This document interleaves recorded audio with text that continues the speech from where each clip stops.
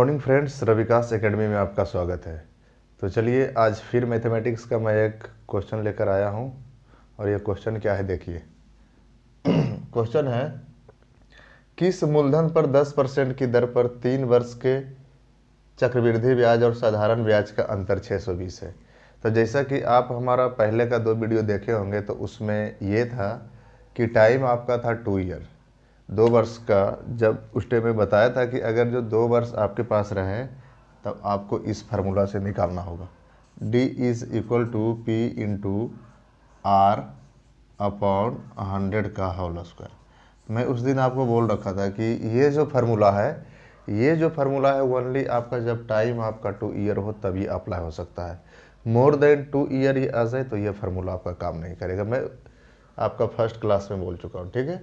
तो ये जो फार्मूला आप याद रखिएगा, जब टाइम आपका 2 वर्ष हो और यहाँ पे चक्रवृद्धि ब्याज और साधारण ब्याज के अंतर का कहीं ना कहीं डिस्कस किया गया हो, ठीक है। ये उस रिगार्डिंग में लगता है। तो यहाँ पे जो दोस्त है टाइम आपका है 3 वर्ष, तो 3 वर्ष के लिए आपको कुछ नहीं करना है, सिंपल आपको लिखना है दोस्त। आपका दिया हुआ है चक्रवृद्धि ब्याज और साधारण ब्याज का अंतर को हम इंडिकेट करते हैं डी से, ठीक है। D is equal to difference, D is equal to लिख सकते हैं आप CI माइनस SI। कोई दिक्कत यहाँ तक, कोई प्रॉब्लम नहीं होना चाहिए, क्योंकि मैं अभी तक कुछ भी नहीं किया हूँ, ओनली डिफरेंस को इंडिकेट किया हूँ। क्या CI माइनस SI में सिर्फ लिख दिया, ठीक है। अब देखिए आप जानते होंगे कि CI का फार्मूला क्या होता है और SI का फार्मूला क्या है। मैं इसको ब्रेक करता हूँ, ठीक है।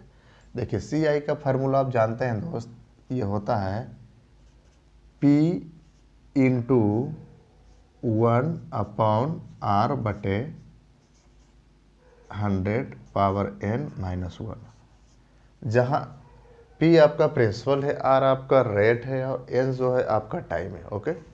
एंड माइनस बीच में दिया हुआ है माइनस। SI का आप जानते होंगे P into R into T upon 100, ठीक है। SI कहने का मतलब आपका है साधारण ब्याज।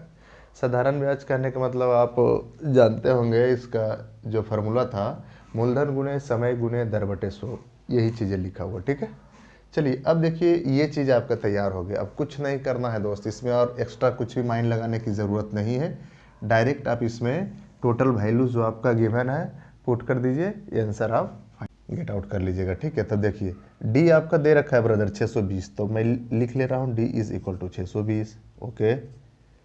D is equal to 620। P तो आपको निकालना है, यही तो आपसे पूछ रहा है दोस्त कि किस मूलधन पर। इट मीन्स आपसे क्या पूछ रहा है, मूलधन पूछ रहा है, तो ये आपको पी निकालना है। पी आपको देखिए निकालना है दोस्त, ठीक है। पी आपको निकालना है। रेट आपका है 10%, टाइम आपका है 3 year, difference between the CI and SI आपका दे रखा है 620, ठीक है। चलिए आगे देखिए, पी तो आपको निकालना है तो पी ऐसा ही रहने दीजिए, P इंटू 1 प्लस R देखिए आपका 10% है तो 10 लिख दिए अपॉन 100 पावर n का मतलब मैं बताया था कि n इज इक्वल टू यहाँ पे टाइम है। तो टाइम आपका दोस्त है 3 साल, तो 3 साल है तो पावर आपका 3 दे दीजिए और माइनस 1 बस। फिर इसमें आप देख लीजिए P तो आपको निकालना है, P रहने दीजिए। R आपका 10 दिया हुआ है 10, टाइम आपका 3 है 3, टाइम आपका 3 है तो ये आपका हो गया 3 अपॉन 100, ठीक है। सिर्फ मैं वैल्यू अभी रख रहा हूँ, ओके, और कुछ भी नहीं कर रहा हूँ। आगे देखिए वैल्यू को धीरे धीरे आगे ब्रेक करते हैं, ठीक है। 620 सेम लिख दिए। आप इसको कट कर सकते हैं दोस्त, 0 से 0 कट कर दिए, यहाँ पे 0 से 0 कट कर दिए, ठीक है। अब यहाँ पे अगर जो डायरेक्ट आप ब्रेक कीजिएगा तो देखिए तो यहाँ पे आपका बचा हुआ है क्या, यहाँ पे आपका बचा हुआ है दोस्त, मैं साइड में इसको कर ले रहा हूँ 1 प्लस 1 अपॉन 10, ठीक है। अगर जो इसको आप ब्रेक कीजिएगा तो ये 11 अपॉन 10, फिर पावर इसका है 3, देखिए पावर इसका क्या है 3 है, फिर पावर इसका 3 कीजिएगा तो ये 11 का क्यूब होता है दोस्त 1331, 10 का क्यूब आप जानते हैं 1000, ठीक है। तो ये वैल्यू डायरेक्ट आपको आ रहा है, वही वैल्यू मैं यहाँ पे डायरेक्ट लिख दे रहा हूँ, क्योंकि यहाँ पे स्पेस कम है। अगर जो मैं उतना रफ करूँगा तो ये क्वेश्चन फिर इसमें नहीं आ पाएगा, ठीक है। तो डायरेक्ट मैं उसका वैल्यू वहाँ पे निकाल दिया हूँ, लिख दे रहा हूँ, ठीक है। इसका वैल्यू आपका आ गया दोस्त 1331 अपॉन 1000, ठीक है।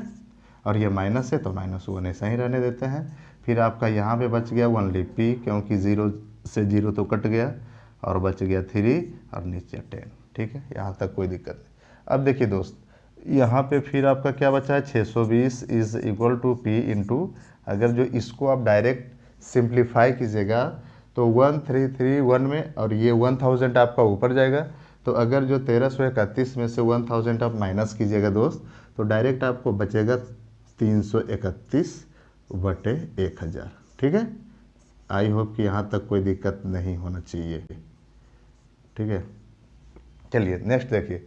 अब देखिए दोस्त कि दोनों साइड, ये आपका पहला टर्म हो गया, ये आपका दूसरा टर्म हो गया। देखिए तो दोनों साइड आपके पास कॉमन p आ रहा है। दोनों साइड आपके पास क्या है, कॉमन p। तो चलिए p को मैं ले रहा हूँ कॉमन। तो 620 है, p हम ले लिए कॉमन, तो हमारे पास बच गया दोस्त 331 माइनस 1000, और माइनस अगर जो p आप कॉमन ले लिए तो आपके पास बचा क्या, 3/10।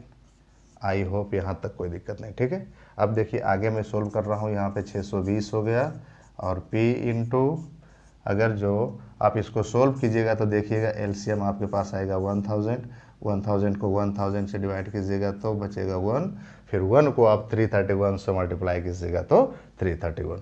फिर देखिए अगर जो इसको इससे डिवाइड दीजिएगा तो आपके पास क्या बचेगा, 100, फिर 100 को 3 से मल्टीप्लाई कीजिएगा तो आपका बचेगा 300। ठीक है, ओके। अब देखिए आपके पास अब क्या बच रहा है, तो 620 is equal to p into, अगर जो 331 में से 300 को माइनस कीजिएगा तो आपके पास क्या बचेगा, 31 बटे नीचे आपका है 1000। ठीक है, देखिए अब ये यहाँ पे आपको काटना है, तो 31 को अगर जो 20 बार में काट दिए, 31 को अगर जो 20 बार में आप कट कर दिए तो आपका हो जाएगा क्या, 620, और आपके पास बचा लास्ट में p is equal to 20 into 1000 is equal to 20,000। ठीक है, 20,034। ठीक है, ये आपका आंसर हो गया। तब कहने का मतलब